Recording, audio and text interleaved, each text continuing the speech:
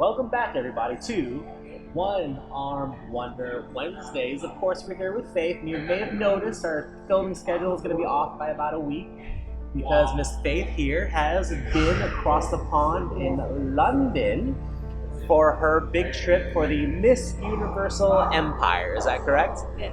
So, of course, we're going to start our interview this week to find out how that went, what happened, what kind of impact it made on her, and things that might be involved with that in the future.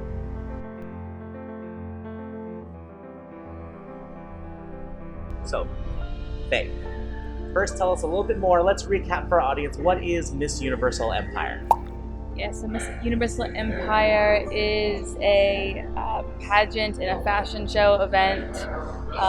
And this particular show was a 3-day event, specifically because it was the very first ever Miss Universal Empire.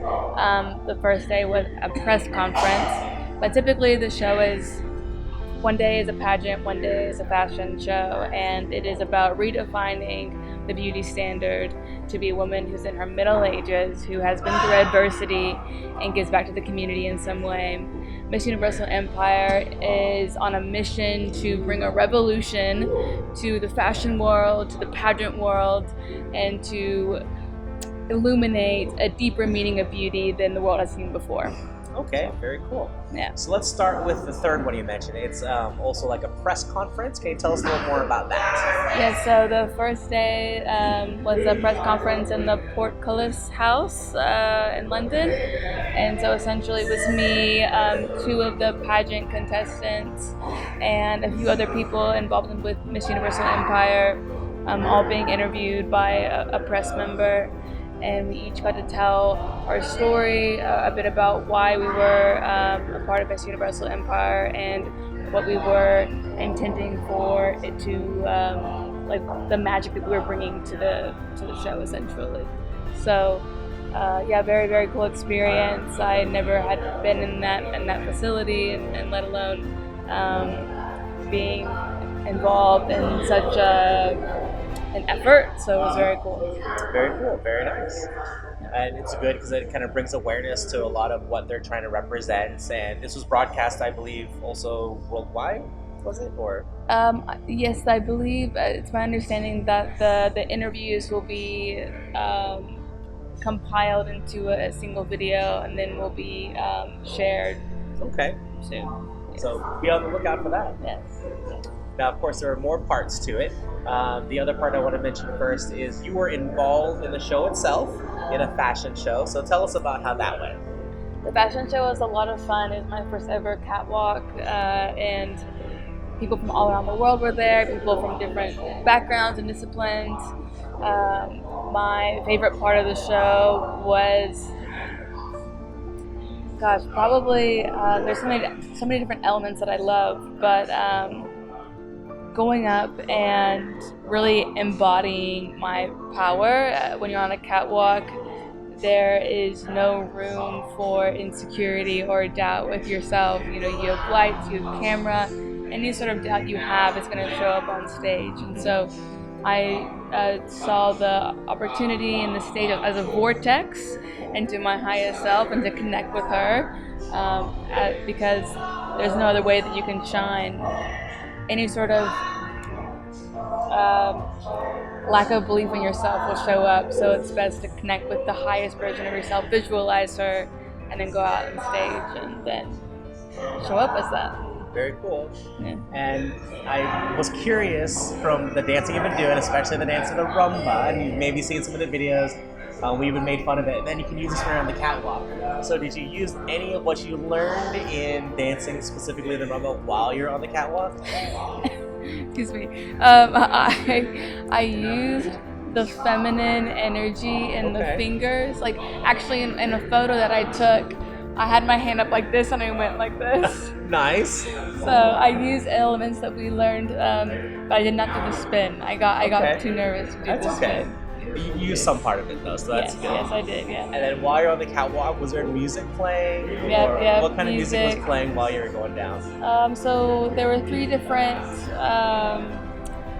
walks that I had for 3 different designers. One of them was more slow, very like seductive, very sensual, and then another one was very fast, very quick paced. So for the more slow one, I was able to bring in some of those more feminine movements and energies into my Okay, very cool. So see, the dancing contributed maybe a little, maybe just a little. That's okay. You know, there's as you go through, as you learn dancing, there's always an element that you can bring into your daily life. I mean, even we talk about posture and dancing, keeping the core tight, centered. I mean, really, dancing is an excellent education for body awareness. And a lot of times we run down our body, we make wear and tear on our body because we're not using it properly. Posture, for example, or even how we walk. You know, do you let your feet roll out or do you let them roll in? Doing that over and over again for many years will create wear and tear on your feet. So dancing is more than just dancing. Well, there you go. You heard it from here, everybody. So come into the studios and do some more than just dancing. Educate yourself. All right, and then their last part of the event was a pageant. And tell us a little bit more about the pageant. Yeah, so the pageant there was 3 contestants, and Miss Texas won, who's a dear friend of mine, Susan Wynn. It was so beautiful to see her crowned. She lost her arm in her 20s due to a car accident. And I didn't know it at the time until I saw her be crowned, but I never thought I would see somebody with one arm be crowned queen. So it was a very special moment for, of course, her and for myself. Very cool, and she also is a inspirational speaker, I believe, and she's done TED Talks and things very similar to yourself. So if you want to know more about Susan Wynn, is that correct? I'm sure my editor will plot some things around the screen. You can find some information about her. She's all over the interwebs, so definitely check her out. Yes. Cool. So now we've been talking to Faith a lot lately, and then she had a chance to interview one of our students in the studio. So on the whim, she's like, we should interview you. So I was like, okay. So we're gonna go ahead and flip chairs really quick, and she'll get to ask me one question to get some insight.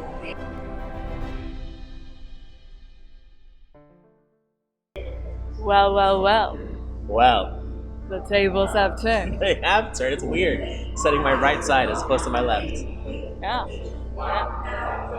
So, Alexis. Yes, Faith. What kind of impact do you see in students who come in and dance? What kind of impact on their character specifically have you observed? Either you can do a time frame of a couple of sessions to working with them for months and years. That's an interesting question and quite a loaded question. But there's a lot of things that you can see for people as they have growth by taking dance lessons. But I will have to say it is definitely a journey that takes time. It's not a quick fix. If dancing was a quick fix and you can get the impact right away, I mean, you'd see a lot happier people all around the world. You'd see a lot better dancers all over the place. So this is quite the journey. When students usually come in for the first time and they take a few lessons, you may or may not see them enjoy it, but you don't really see the full impact of change they may be looking for. So it is something that may take a few months. It could even take a few years. Where we have students that have come to the studio, had a goal like a wedding, be here for a couple months, and then they get their wedding dance done. They're happy, they had a great experience, but they kind of go along their merry way. But then we have some students that come to the dance studio and they say, I want to learn a dance, but then if you fast forward 5 years later or 1 year later even, they're still here and their goals change of they didn't just come here to learn a dance, they came to enrich their lives. So there's a couple stories I can tell with that, but the one I kind of want to focus on, and this is not an isolated incident, I'm not going to throw any names out there, but this has happened on more than one occasion where it's not uncommon. A student would call the studio, say, I want to learn to take dance lessons. We give them information and they'll come to arrive for their appointment, but we never see them. And we find out later that they were there at the studio, but they parked their car outside and they would just kind of sit there, filled with anxiety because they're too scared or nervous to even walk into the door to start their dancing journey. And then they'd leave. And then we contact them back and be like, I'm sorry you missed your appointment. Would they like to reschedule? Sometimes they do, sometimes they don't. but sometimes they'll come back. And I've had on, again, multiple occasions, that student would come back to the studio, park their car in front, sit there again, filled with anxiety, and not come in. And then they would go through the whole process. But eventually, with enough determination, those students will come into the door, take their first lesson, and realize it's not as scary as they thought, and start their journey. And to sum up in a simple way, the biggest change of character I tend to see is that our students tend to be filled with so much more joy than they started with. So someone that may have had a lot of anxiety coming in, now fast forward 3 months, 5 months, 6 months, a year, instead of having anxiety, they have friendships.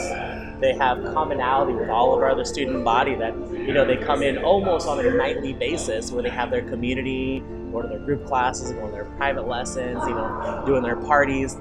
And they find joy with the other people that have common interests. They find joy in the progression they make in their dancing, where they may start saying, I want to learn a salsa. So they start to learn a salsa.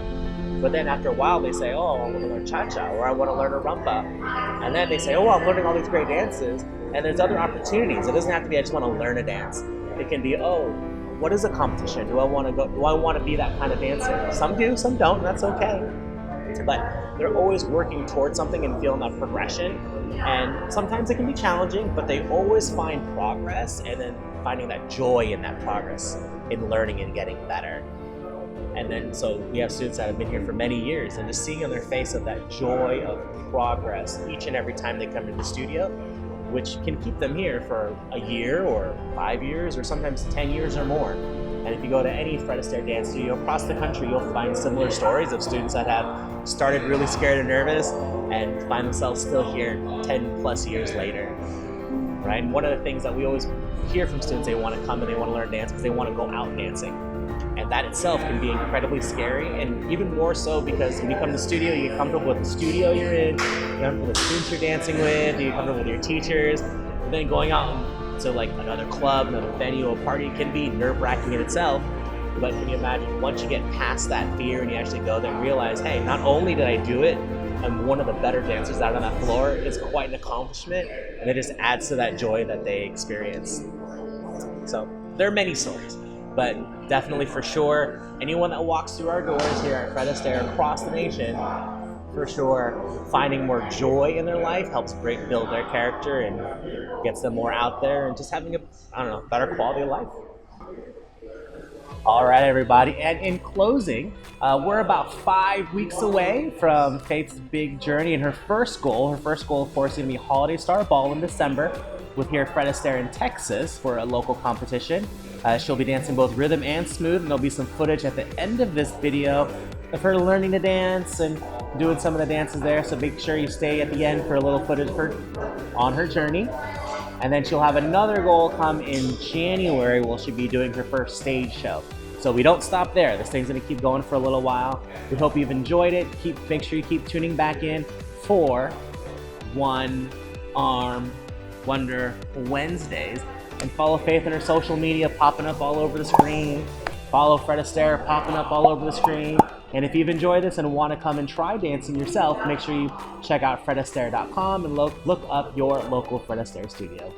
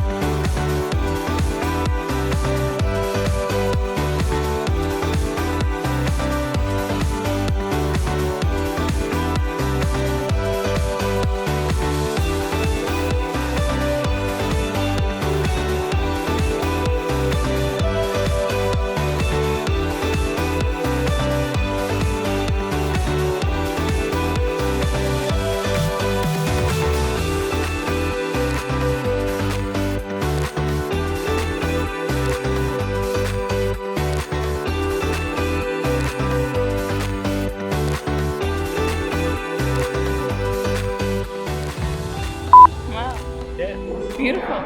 Thanks. Thank you. And there's my answer.